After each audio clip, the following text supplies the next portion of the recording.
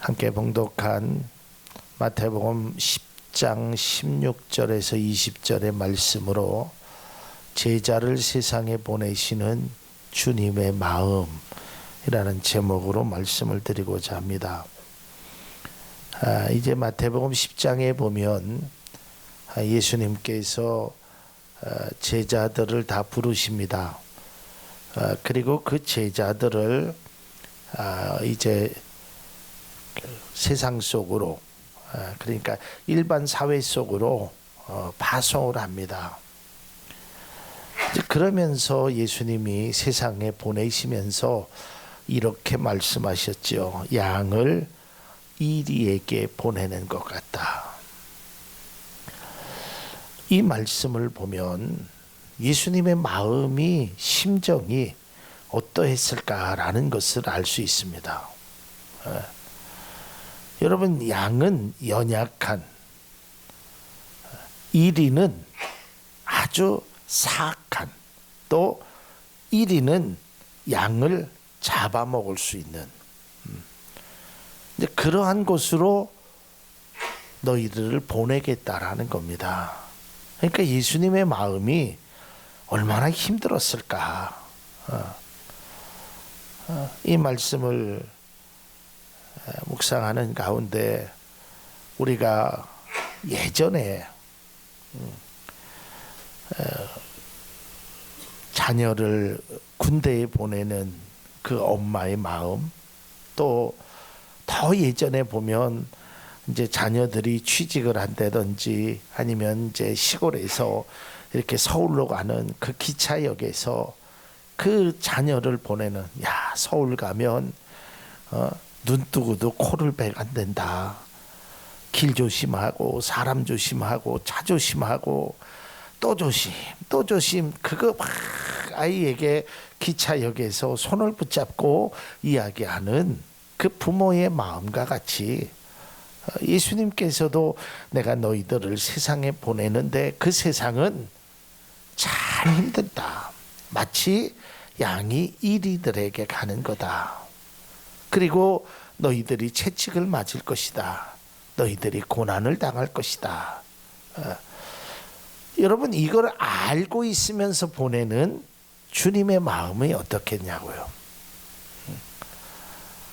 그 작은 아이가 이제 성장을 해서 부모의 품을 떠나서 이제 세상 속으로 치열한 경쟁 속으로 뛰어들게 되는 그 상황 속에서 그 부모의 마음은 과연 이 아이가 세상 속에서 잘 살아갈 수 있을까? 세상에 그 험난한 많은 일이 때와 같은 나를 넘어뜨리려고 하는 그러한 상황을 이겨낼 수 있을까? 그런데 예수님의 마음이 오늘 굉장히 착잡하셨을 것입니다. 그럼에도 불구하고 예수님은 제자들을 왜 세상에 보내셨을까? 채찍에 맞을 줄 알면서, 고통을 당할 줄 알면서, 아픔이 있을 줄 알면서 왜 세상으로 그걸 보내셨을까? 때로는 이해하기 어려운 일입니다. 안 보내면 안 되셨을까? 그런데 우리가 복음서를 읽어보면 성경 전체에 흐르고 있는 하나님의 정신, 또한 예수님의 그 삶의 모습 속에서 제자들에게 보여주는 그것은 바로 그럼에도 불구하고 세상으로 나아가라라는 것입니다. 힘든 거 안다. 나도 너희를 보내면서 양이 이리대로 가는 것 나도 안다. 그러나 가야 한다라는 것입니다. 가야만 한다라는 것입니다. 그래야만 한다라는 것입니다. 넓은 길은 편하게 보일 수 있고, 아니 어쩌면 편할 수 있을 것이다. 그러나 그 길은 결코 너희를 위한 길이 아니다. 그 예수님께서 때로는 혹독 혹독할 정도로 고생의 길을 가라라고 제자들에게 또한 믿음의 사람들에게 말하고 있다라는 거예요. 아니 좀 쉬운 길도 있을 텐데, 좀 편한 길도 있을 텐데 왜 이렇게 고난의 길, 고통의 길, 넓은 길이 아닌 그저 다른 사람들과 함께 그렇게 갈 수 있는 그 길이 아닌 왜 그런 길을 가라 하셨을까? 마태복음 5장에서 7장까지를 보통 우리는 산상수훈이라고 합니다. 근데 그 산상수훈의 내용을 좀 보면 예수님의 그 말씀을 좀 농축적으로 어떤 이야기를 하는 한 과정 속에서 한 단어를 이야기한다면 조금 다르게 살라라는 것입니다. 세상 사람들과는, 아니면 또 그 전에 행했던 그것이 아닌 좀 다르게 살으라라는 것입니다. 그것이 바로 빛과 소금의 역할, 그것이 바로 오리를 걷자면 십리를 갖고 속옷을 달라거든 겉옷을 주며 오른뺨을 때리면 왼뺨을 대주는, 좀 그렇게 살아가라라고 말하는 거예요. 그러니까 사실 그것을 들은 대중들은 잘 이해가 안 된다는 겁니다.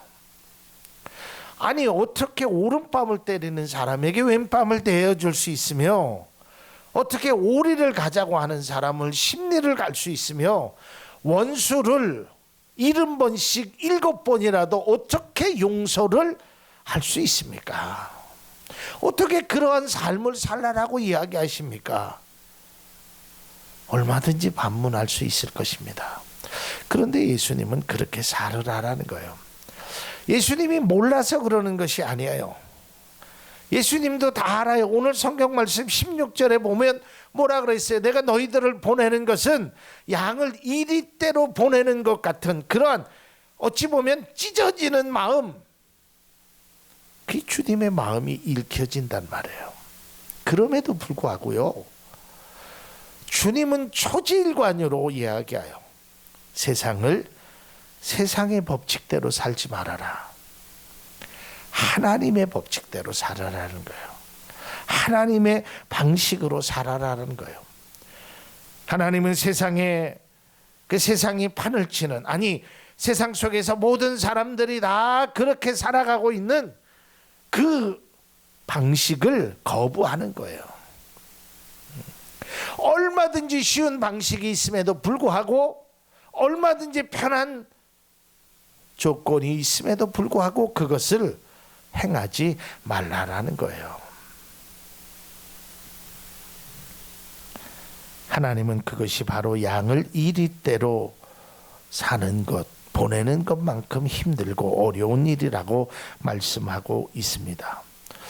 그것을 빤히 알고 계심에도 하나님은 그리로 너희들이 가라라고 하는 거예요. 이것은 뭐 사서 고생한다라는 우리나라 그 속담이나 격언에 있는 것처럼 그런 뜻으로 하시는 것이 아니에요. 젊어서 고생은 사서 한다, 그런 뜻이 아니라 젊은 또 나이가 들었던 간에 그 길을 가야 된다라는 거예요. 양이 이리대로 들어가라는 거예요. 여러분, 우리가 잘 알다시피 양은 이리를 이길 수 없습니다. 잘못하다가는 이리에게 죽을 수도 있습니다. 여러분, 어떻게 양이 이리를 이길 수가 있겠습니까? 그것도 이리가 한 마리도 아닌 이리 떼들을 이길 수가 있겠습니까? 그럼에도 불구하고 그리로 가라라는 거예요. 하나님은 성경 속에서 말씀하시는 걸 보면 적어도 믿음의 사람은 세상과 타협하여 세상과 동화하라는, 그러니까 세상과 함께 어우러지라라는 것이 아닙니다.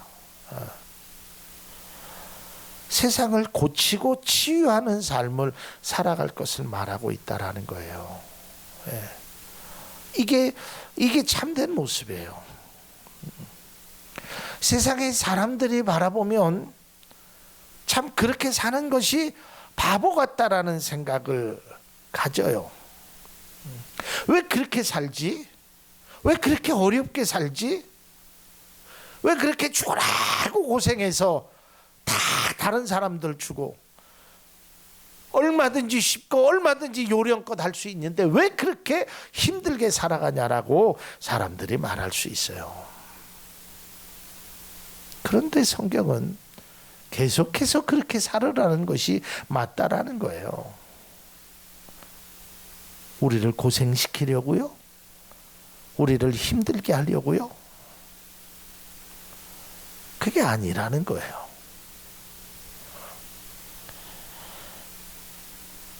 양은 이리를 이길 수 없는데 양의 밥이 되라고 하신 그 예수님의 마음 말씀에는 어떠한 뜻이 있을까?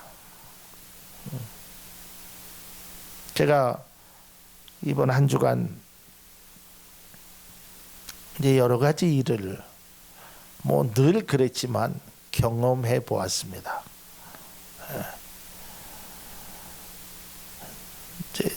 제가 그 일을 경험하면서 또 우리 장로님, 권사님들과 이렇게 만남을 통해서 한편으로는 참 믿음의 사람이 저런 모습으로 살아야지라고 목사가 생각이 들다가도 다른 한편으로는 왜 저렇게 사서 고생을 할까? 참 바보 같다. 이런 생각이 제 마음속에 들었어요. 제가 주중에 우리 장로님 가정을 좀 보면서도 그랬고 주말에 우리 송 권사님 가정에서 보면서도 그랬고 제 마음이 참 그렇게 살지 않아도 될 수 있는데 왜 그렇게 살까? 근데 제가 주말에 말씀을 준비하면서 그렇게 살지 않아도 되는 것이 아니구나라는 걸 깨달았단 말이에요. 목사 생각이 틀렸구나라는 것을 깨달았어요. 목회자의 마음속에서는 제 연세도 많이 드신 분이 얼마나 힘들까, 얼마나 고생스러울까. 그런데 이 말씀을 준비하면서 하나님, 나는 너보다 더 힘들다. 이 주님의 음성이에요. 그러나 그렇게 해야 된다. 양을 이리대로 보내는 내 마음은 정말 찢어지듯이 아프다. 그러나 나는 보낸다. 왜? 그게 양이 살 길이다. 이게 오늘 본문의 말씀의 핵심이라는 거예요. 우리가 때로는 고난과 아픔과 때로는 어려운 문제를 당하게 되면 왜 그럴까? 그런 생각이 들어요. 왜 나만 이렇게 힘들까? 왜 나만 이렇게 어려울까? 사람들이 때로는 그런 얘기를 해요. 아니 그렇게까지 안 해도 되잖아. 다른 사람 하는 거에 조금만 더 하면 되잖아. 이렇게 이야기를 해요. 그게 우리를 위로하는 거죠. 그런데 그게 위로가 아니라는 거예요. 예수님의 말씀은 세상의 사람들이 그 정도면 돼. 여기까지 잘했어. 그 정도면 돼. 라고 말하더라도 예수님은 아니라는 거예요. 계속해야 된다. 너희를 내가 채찍질 맞는 그 장소로 보낸다는 거예요. 예수님이 제자들을 미워해서? 아니에요. 누구보다 사랑하셨기 때문에 그랬단 말이에요. 제가 이 말씀을 또 그전에도 이 하나님이 우리를 얼마나 사랑하고 이런가를 제가 이 예화보다도 더 좋은 예화를 찾지 못해서 제가 똑같은 예화를 몇 번이나 반문하는데요. 어린 아이가 아파요. 근데 이 아이는 말도 못해요. 이제 태어난 지 뭐 한 1년도 안 된 아이나 1년 조금 넘은 뭐 아프다는 말도 잘 못해요. 근데 이 아이가 약을 싫어하는 거예요. 약봉지만 보면 도망가거든요. 의사 선생님 가운만 보면 울거든요. 근데 그 엄마는요, 아무리 울어도 주사 맞춰줘요. 아무리 안 먹겠다고 고개를 저어도 입을 확 벌려갖고 거기다 집어넣는단 말이에요. 왜요? 사랑하니까. 아마 그 어린아이가 정신세계가 좀 크다면 이해하지 못할 거. 야, 우리 엄마는 진짜 독하다.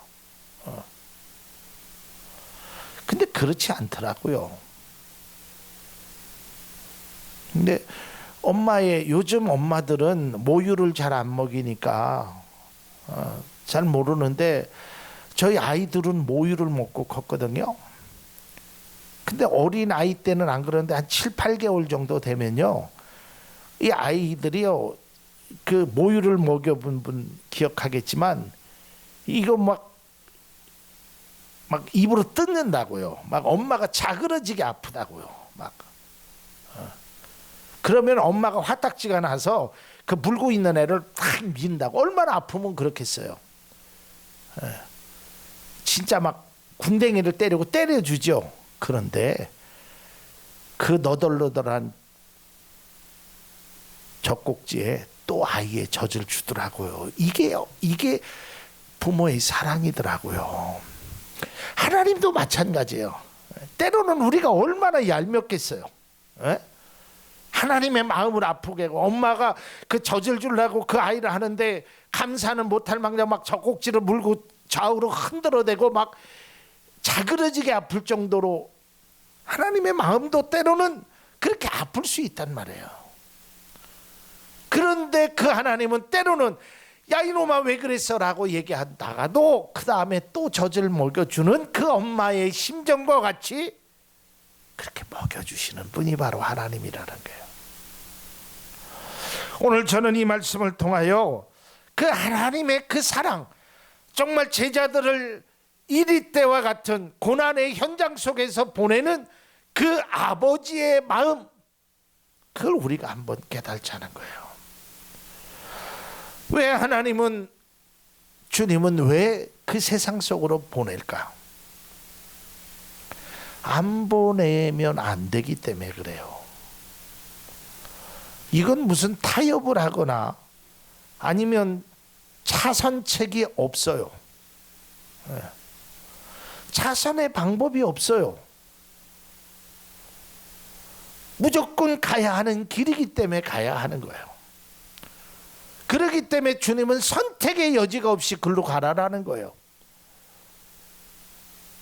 그것이 바로 주님이 우리에게 행하신, 때로는 우리가 매정하다, 어떻게 그렇게 할 수 있을까라고 하지만 주님은 그럼에도 가라라는 거예요.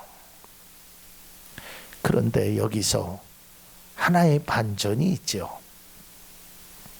주님은 가라고만 하지 않았다는 거예요. 여기에 숨어있는 하나님의 약속이 있는데 그것은 너만 가는 것이 아니다라는 거예요. 나도 가겠다는 거예요. 내가 함께 하겠다는 거예요. 내가 도와주겠다는 거예요. 내가 위로해 주겠다는 거예요. 오늘 본문의 말씀을 보면 이리 때와 같은 세상 속에 들어갈 때 하나님이 함께 하시겠다라는 거. 그 주님이 함께 하면, 그러면서 이렇게 말씀합니다. 본문 19절의 말씀입니다. 너희를 넘겨줄 때 어떻게 또는 무엇을 말할까 염려하지 마라. 그때에 너희에게 할 말을 주시리니. 뭐 하지 말라 그랬어요? 염려하지 마라. 내가 양을 1위를 만나면 어떡하지? 저 사람이 나에게 뭘 물어보면 어떡하지? 내가 그 세상 속에서 고난을 당하면, 그런 거 염려하지 말라는 거예요. 너는 그냥 가기만 하면 돼. 염려하지 말라라는 겁니다. 하나님께서 우리 곁에 계셔 그때그때마다 피할 길을 주시고 그 고난과 아픔과 상처를 싸매 주신다는 거예요. 그러면서 하나님은 정작 두려워할 것이 그 매나 고통이나 그런 것이 아닌, 다시 말해서 세상이 너희들에게 고통은 줄 수 있지만 그런 것을 두려워하지 말라고 했어요. 마태복음 10장 28절 상반절에 보면 몸은 죽여도 영혼은 능히 죽이지 못하는 자들을 두려워하지 말아라. 그러니까 그런 거에 염려하지 말고 그런 거에 두려워하지 말라라는 겁니다. 세상을 두려워하지 말라라는 거예요. 너희들이 진정으로 두려워할 것은 세상이 아니라 하나님이라는 거예요. 그 하나님의 말씀이라는 겁니다. 진정으로 어리석은 자는 하나님을 두려워할 줄 모릅니다. 근데 여러분, 우리가 이 세상을 살면서 정말 무엇을 두려워해야 되고 무엇을 염려해야 되고 무엇을 지켜야 되고 무엇을 행할 것인가는 가장 중요하다라는 것입니다. 악하고 더러운 세상 속에서 너희는 담대하고 비둘기처럼 순결하고 그런 용기가 너희들에게 있을 것을 말씀하고 있습니다. 무엇이요? 하나님의 말씀이, 또 하나님이 함께하게 계시다고 말해요. 우리가 잘 아는 대로 예수님께서 마태복음 28장 18절에서 20절의 말씀에 뭐라고 그랬어요? 내가 세상 끝날까지 너희와 항상 함께하리라. 너희는 이 모든 족속으로 제자를 삼아 아버지와 아들과 성령의 이름으로 침례를 주고 내가 너희에게 가르친 것을 지키게 하라.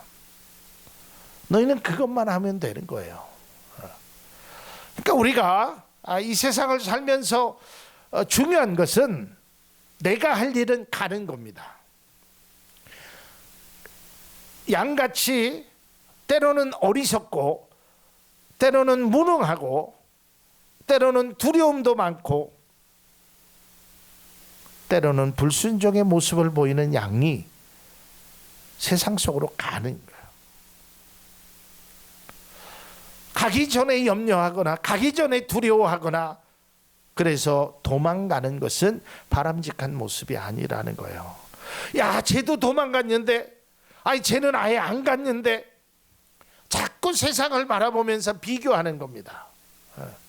여러분, 믿음의 사람이, 오늘날의 믿음의 사람들 중에 이런 핑계를 대는 사람들이 많습니다. 아, 어느 교회 가니까 목사님도 그거 안 하시던데요. 아, 어느 교회 가니까 뭐 장로님도 그렇게 하시던데요. 근데 나는 집사인데 뭐 장로님도 그렇게 하는데 나도 그 정도 하는 것쯤이야. 여러분, 언제부터 목사가, 장로님이 여러분의 신앙의 기준이 되었습니까? 아니에요. 우리의 신앙의 기준은 목사가 되어서는 안 돼요. 장로님이 되어서도 안 된다는 말. 우리 신앙의 기준은 예수 그리스도가 되어야 되고 예수 그리스도의 말씀이 기준이 되어야 되고 그걸 따라가는 거예요. 목사도 그걸 따라가는 거고 장로님도 그걸 따라가는 거고 권사님도 그걸 따라가는 거지 우리가 사람을 따라가는 게 아니에요. 제가 사실은 고린도전서 11장 1절에 있는 말씀으로 설교를 준비하다가 이 설교로 바꿨습니다. 사도 바울이 이렇게 얘기하죠. 너희는 나를 본받으라. 근데 우리가 잘못 들으면 바울을 본받으라라고 얘기하는데 그게 아니에요. 내가 예수 그리스도를 본받은 것, 그걸 본받으라는 거예요. 그러니까 우리가 분명히 알아야 돼요. 우리가 사람을 어떤 선택에, 내 어떤 인생의 항로에 기준이 되어서는 안 돼요. 그래서 사람들이 자꾸만 자신의 잘못된 것을 합리화한단 말이에요. 어떤 목사님이 그 일을 하든 안 하든, 장로님께서 하든 안 하든, 권사님이 그 일을 하든 안 하든 그게 내 신앙에 흔들림이 되면 안 된다는 거예요. 그건 그분의 신앙이에요. 근데 사람들은 꼭 그렇게 하죠. 자기보다 잘한 사람은 이야기하지 않아요. 자기보다 꼭 못한 사람을 이야기해요. 제가 아이들을 공부 가르쳐보면 이제 아이들이 시험을 보잖아요. 시험을 보면 제 시험을 80점을 맞았다고 쳐요. 너 뭐 그 점수가 뭐 80점이면 좋은 점수라고 할 수도 있고, 예를 들어서 60점을 맞았다고 칩시다. 60점을. 그러면 60점 위에 있는 애에 대해서는 별로 얘기 안 해요. 아, 목사님, 내 짝꿍은요 30점 맞았어요. 예. 내 친한 친구는요 3박 4일 밤새서 공부했는데요 25점 맞았어요. 다 이렇게 얘기를 해요. 예. 그게 어떻다는 거예요? 그게 뭐가 중요하다라는 거예요? 아니 25점, 30점, 아니 100점, 그게 저는 그렇게 신앙생활하면 안 된다는 거예요. 정말 내 신앙이 하나님의 말씀, 이 성경 말씀, 주님이 행하시는 이 일에 내가 기준이 되어야 되고, 이 말씀에 내가 따라가느냐 안 따라가느냐, 이게 기준이 되어야 돼요. 물론 우리가 사람의 모습도 필요하면 본받아야 되죠. 그걸 무시하라라는 얘기가 아닙니다. 그런데 우리가 세상을 향하여 가면서 예수님이 양이 이리대로 향하여 가라고 할 때 우리가 다른 양들을 비교하면서 가지 않는다는 거예요. 예수님은 오늘 말씀을 하면서 너희들이 세상 속에 나아가야 한다라고 말하고 있어요. 그리고 또다시 말씀하는 것은 그것을 인정하고 시인해야 한다라는 거예요. 그게 중요하다라는 겁니다. 그러니까 우리가 거기를 나가면서 나는 주님의 양으로 내가 세상을 나간다는 그 주님을 인정하라는 거예요. 그 주님이 나를 도와주실 것이다. 그러기에 나는 약하지만, 나는 어리석지만, 나는 이 일을 이길 수 없지만, 여러분, 우리는 세상을 이길 수 없습니다. 세상의 사람들과 경쟁해서 되지 않습니다. 질 수밖에 없어요. 아니에요. 질 수밖에 없는 게 아니라 져야 합니다. 그것이 성경의 말씀입니다. 그런데 그 진다는 것이 영원히 패배를 의미하는 것이 아닙니다. 결국은 그 짐으로 인하여 더 놀라운 은혜나 그 놀라운 승리가 있다라는 것을 우리는 알아야 하는 것입니다. 우리가 오늘날 세상의 방법대로 살아가려고 하는 그리스도인들이 너무나 많이 있습니다. 그리스도인은 세상과 타협하거나 세상의 방식으로 살아가는 것이 아니라 하나님의 나라, 하나님의 방식과 함께 그것을 가야 하는 것입니다. 그것이 진정한 믿음의 모습이 되는 것입니다. 우리가 정말 하나님을 믿는다면, 하나님의 말씀이 나를 향하신 그분의 뜻과 사랑이라면, 그분이 가라고 하면, 그분이 행하라고 하면 그 일을 행해야 한다라는 것입니다. 예수님은 제자들에게 뱀같이 지혜롭고 비둘기같이 순결하라라고 말씀하고 있습니다. 그리고 예수님은 본문의 말씀 전반에 걸쳐서 이리 때와 같은 세상에서 박해를 당하고 고난을 당한다라고 말씀하고 있습니다. 그러나 그때 항상 주님이 곁에 계신다고 또한 말씀하고 있습니다. 그러니 두려워하지 마라라고 말하고 있습니다. 여러분, 무엇이 두렵습니까? 세상을 향해 나가는데 어떤 것이 여러분의 마음에 가장 걸립니까? 세상의 사람들입니까? 아니면 하나님의 말씀이 믿어지질 않으십니까? 야, 내가 진짜 이렇게 가다가 나를 안 잡아주면 어떡하지? 그러면 내가 낭떠러지에 떨어지면 어떡하지? 여러분, 걱정하지 마십시오. 세상의 사람은 우리를 배반하여도 주님은 결단코 배반하지 않습니다. 하나님의 방식대로 하나님의 뜻대로 살아가는 것이 우리의 믿음의 사람들의 진정한 모습이 된다라는 것입니다. 말씀을 맺고자 합니다.